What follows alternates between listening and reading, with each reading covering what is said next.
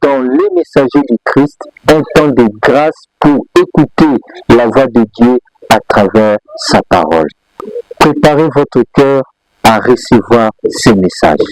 Le Messager du Christ, une voix, un message, Christ à l'œuvre. Shalom peuple de Dieu. Nous voici encore à ce numéro où nous voulons partager la parole de Dieu dans cette grande plateforme que nous appelons les Messagers du Christ. C'est alors que nous voulons même dire merci à l'initiateur, au visionnaire, l'évangéliste Welcome Matondo, qui nous a donné cette opportunité de partager la parole de Dieu. Bien-aimé dans le Seigneur, toi qui m'écoutes en ce moment, tu es le privilégié. Ce n'est pas tout le monde qui écoute la parole de Dieu. Quand tu as l'occasion d'écouter la parole de Dieu, en ce moment, tu dois bénir l'Éternel. Je t'amène dans le livre, l'Exode chapitre 17, versets 1 à 6.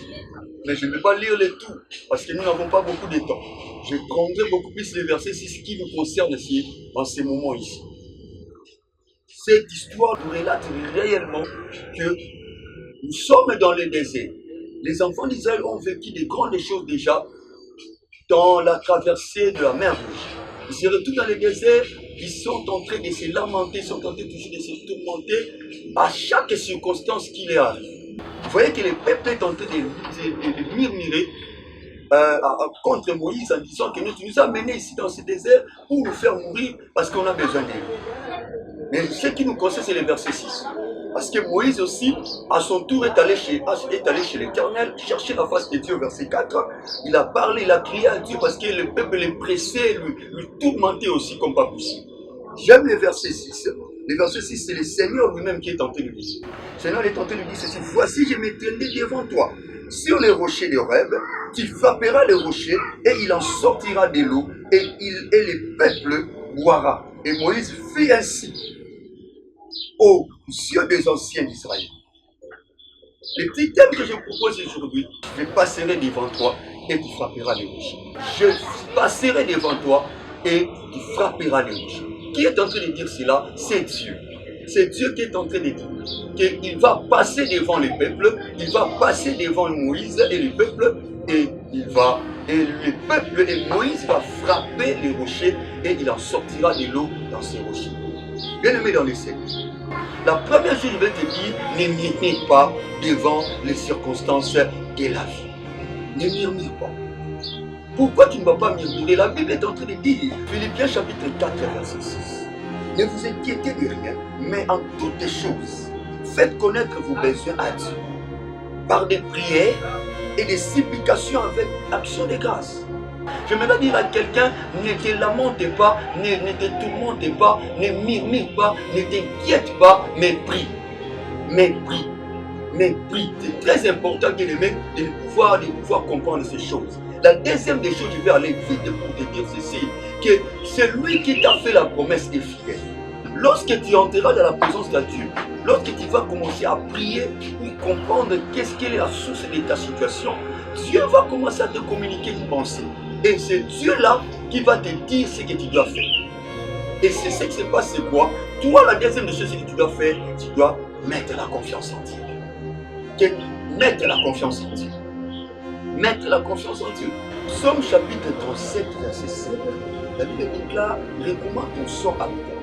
Mets en lui ta confiance et il agira. Notre Dieu agit, mais il a besoin de ta confiance pour qu'il puisse agir dans ta vie. Fais confiance à l'Éternel et il fera des grandes choses dans ta vie. En cette année, fais confiance à l'Éternel. Fais confiance à l'Éternel.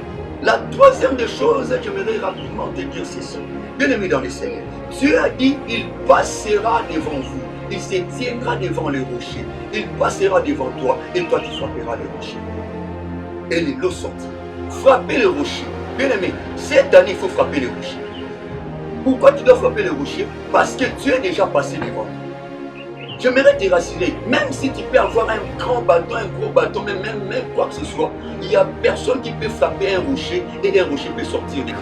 Mais lorsque Dieu passe devant toi, c'est Dieu qui fait le travail à notre place. Mais toi, ce que tu dois faire, c'est obéir à ce que Dieu t'a dit. Dieu a dit quoi? Frappe les rochers et tu verras l'eau sortir. Frapper les rochers signifie quoi, bien aimé? Frapper le rocher signifie sortir, signifie travailler, Cette année, bien-aimé, tu as la confiance à l'Éternel. Tu ne peux pas murmurer. Tu mets la confiance à l'Éternel. Tu sortiras les matins, tu rentreras les soirs, tu sortiras les matins, tu feras des choses. Fais tes copes, mon frère, ma soeur. Sors les matins, fais tes activités avec la confiance à l'Éternel. C'est ça, frapper les rochers, bien-aimé. Et l'eau ne sort que à ceux qui frappent. Si tu ne frappes pas, l'eau ne sortira plus. Je suis venu dire à quelqu'un en ce moment ici de frapper les rochers. De frapper les rochers. Matthieu chapitre 6, verset 7. J'aime surtout la dernière phrase. Il me déclare frapper et le frapper là signifie quoi? C'est cette phrase que je suis en train de dire. C'est chercher, c'est pouvoir creuser, pouvoir sortir le matin, pouvoir travailler. Afin que le résultat puisse t'arriver. Ne restez pas croisé alors que tu es avec toi. Je me répète que tu es avec toi et sors le matin, rentre le soir avec le résultat que Dieu t'a donné. Corinthiens chapitre 10, verset 4. L'apôtre Paul est en train de dire ceci. Que vos pères ont bu de l'eau sortant du rocher. Il dit ceci, c'est un rocher auquel il est sorti de l'eau. Ce rocher-là s'appelle Christ. Ce rocher-là s'appelle Christ. En ce moment, je dis pas, si tu te confies en Jésus, tu mets en lui ta confiance. Alors que tu sortiras pour travailler avec les peu de talents que tu as, je vais te dire même les peu de talents que tu as. Lorsque tu mettras seulement les pieds dans ce que tu seras en train de faire, Dieu va te bénir. Dieu va te rapporter de bonnes choses. Tu trouveras de bons résultats. Et c'est Christ qui sera ton soubassement. Le rocher dont on parle dans le désert, c'est le Christ qui nous. C'est le Christ. C'est lui qu'on appelait, c'est en lui que l'eau est sortie, qu'on a appelé Christ. 1 Corinthiens chapitre 10, verset 4, c'est lui qui fait, et c'est lui là qu'on appelle Christ, qui est le rocher qui a fait sortir l'eau. Bien aimé dans le Seigneur, j'aimerais dire à quelqu'un, retenez ces trois choses. Cette année ici, ne murmure pas contre l'Éternel. Ne tentez pas Dieu. Deuxième des choses, alors que tu ne vas pas murmurer, entre dans la présence de Dieu. Deuxième des choses, fais confiance à l'Éternel. Fais confiance à l'Éternel. Mets à lui ta confiance, il agit. La troisième des choses, travaille. Frappe les rochers. Frappe les rochers. Sans les savoir, sans oublier que le rocher dont nous sommes en train de parler, c'est Jésus. C'est le Christ qui est le centre de ta vie. Fais de Jésus le centre de ta vie. Tu verras comment est-ce qu'il te fera vivre. Et que le Seigneur te bénisse et je déclare sur ta vie que tu sortiras les matins et tu rentreras les soirs avec bénéfice. Tu sortiras les matins et tu rentreras les soirs sans aucune anomalie ou bien complication. Parce que Dieu va t'aider. Parce que Dieu va te faire. En cette année, mets la confiance à l'Éternel.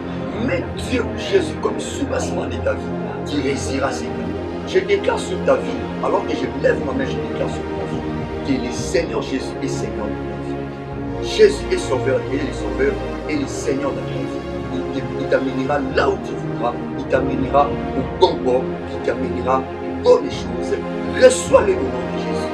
Je prie pour toi que le Seigneur te donne la force de sortir les matins, de chercher, de creuser et le Seigneur te bénisse encore. Au nom de Jésus.